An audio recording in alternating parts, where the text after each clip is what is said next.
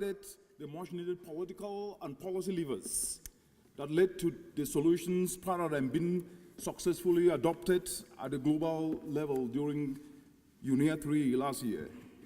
As we progress to these, honorable ministers, to be able to ensure that innovative environmental action can be brought to the fore, it is quite very important to highlight the key enablers at each and every level that needs to be put to the fore to be able to bring this to the entire continent. But the amusing African proverb that a man does not wander far from where his corn is roasting tells it all. This proverb underscores the core of innovative environmental solutions, which is the need to urgently maximize what Africa have got in abundance, its catalytic sectors. If you were just to glance outside, you will see the sun shining, 365 days of sunshine in the African continent today.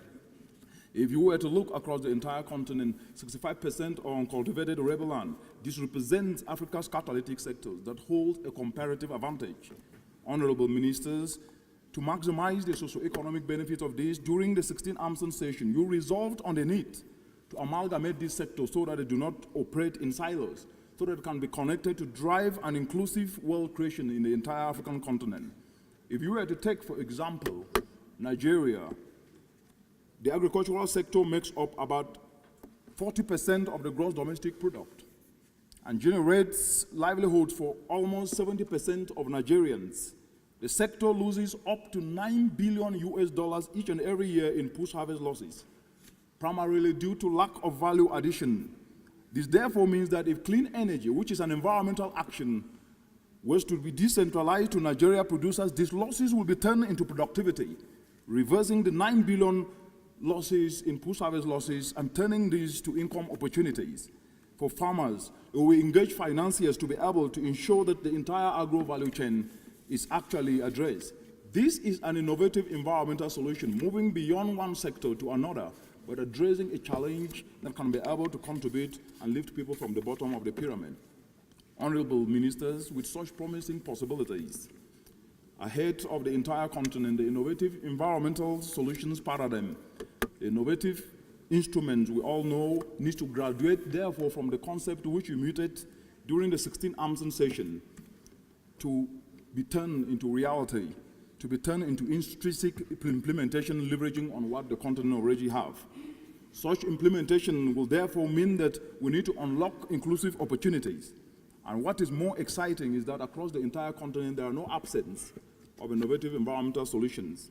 For example, examples of this successful application abound across the continent, whether we are talking of waste to biogas to biofertilizer solutions in Uganda, where through the UN Environment Switch Africa Green Initiative, a bio-waste compost facility has recorded financial benefits, savings of up to about $8,800 annually, previously spent buying fertilizers in addition to ecological and mitigation benefits. Or if we were to talk about solar power irrigation, especially here in Kenya, where solar energy is powering value addition right here in Kenya, in Wajir County, targeting solar mini-grid to add value to the aloe plant. And this is not only resulting in putting more money in the pockets of people in this country, but at the same time is resulting in also helping reverse ecological degradation and mitigating energy emissions by incentivizing investment in clean energy. And the list goes on.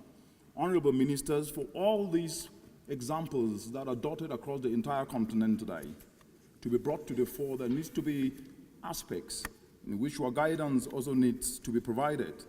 Aspects in which these innovative environmental solutions, which have proven their efficacy and practical benefits, can be brought to the fore. And the first is innovative policy innovations. Policy innovations which can be best simplified in an African proverb that a single bracelet does not jingle. Honorable ministers, unlocking this paradigm of innovative environmental solutions requires policy coherence. It requires coherent implementation of policies across various ministries, where policies in each of the ministries concerned are implemented in a harmonized manner. Clean energy policies need to work with agricultural policy, but that is not enough.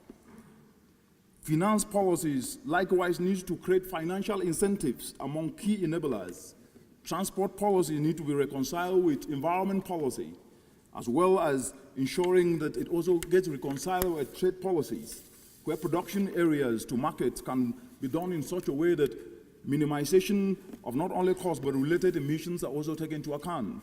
Land policies must be aligned to demarcate areas as appropriate for establishment of sustainable agro-industries, and the list goes on.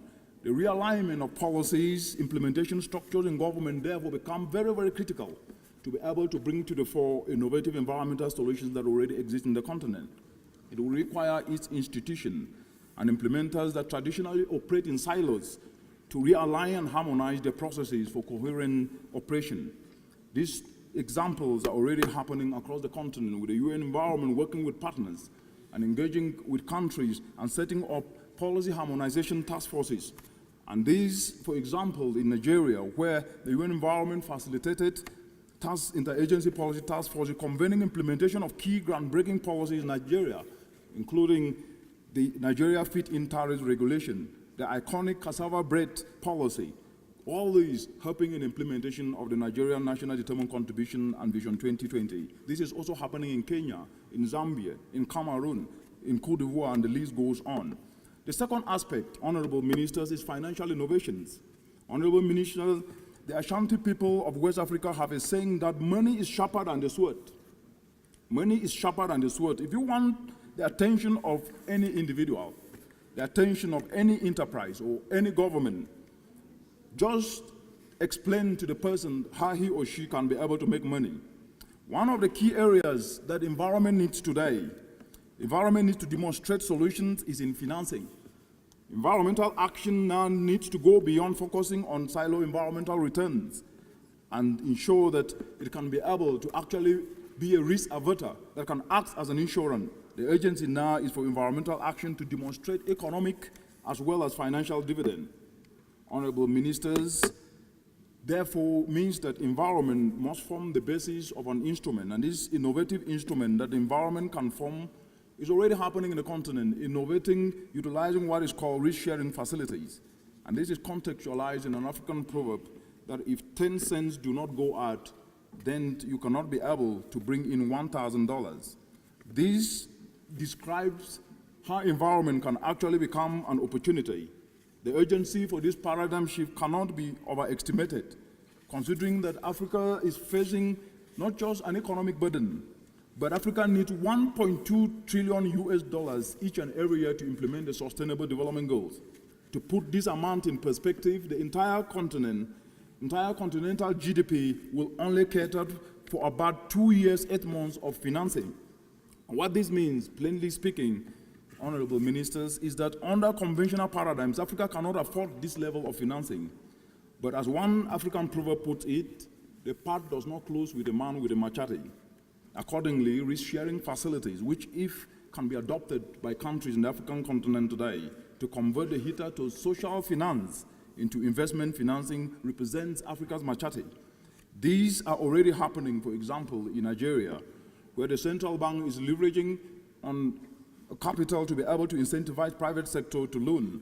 And this is leveraging up to about 10 times the amount. For example, 450 billion nairas in private sector commercial finance is being leveraged from 45 billion naira. These are examples that can actually be utilized to be able to upscale innovative environmental solutions in the continent. And the third is market innovations. Honorable Minister, it is no shame at all to work for money.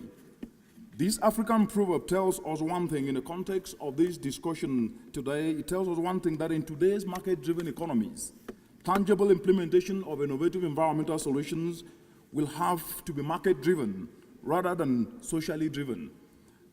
This year in March, African head of state adopted the Africa Continental Free Trade Area, which provides not just a robust market enabler, but at the same time is consolidating a market of 1.2 billion citizens combined with a GDP of 3.4 trillion.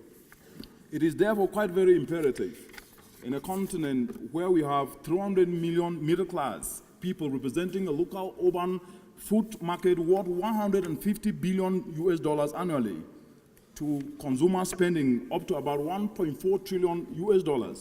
All this together means that environment as a solution to each and every sector, ensuring that environment is intact and at the same time could actually become not just an opportunity to incentivize action, but ensures that countries can actually uptake this to be able to drive transformational change. And the last, Honorable Minister, is inclusive innovative partnerships. Innovative environmental solutions cannot be brought to the fore without ensuring that state and non-state actors are brought together. But what is most important, Honorable Minister, is that human capital always outweighs financial capital. The continent embodies the diversity of skills, the talents, energy, especially of the youth, their vibrancy, their dynamism, their entrepreneurial spirit cannot be overlooked or underlooked. The most important component of world is ensuring that human capital is actually tapped into. This is the easiest way to be able to ensure that enterprises can be created by leveraging on the strength of the youth to ensure that they build on their skills, their talents to drive transformational change. Honorable Ministers, the African proverb that goes, wisdom is like a baobab tree, and no one individual can be able to embrace it.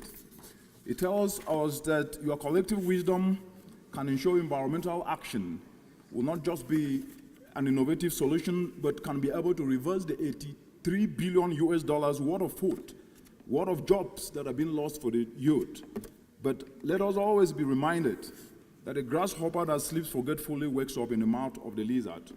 What this proverb tells us, Honorable Ministers, is that in this era of global competitiveness, innovative environmental solutions is not just a luxury for the continent, but it is an urgent necessity because only the beauty of action matters. Thank you.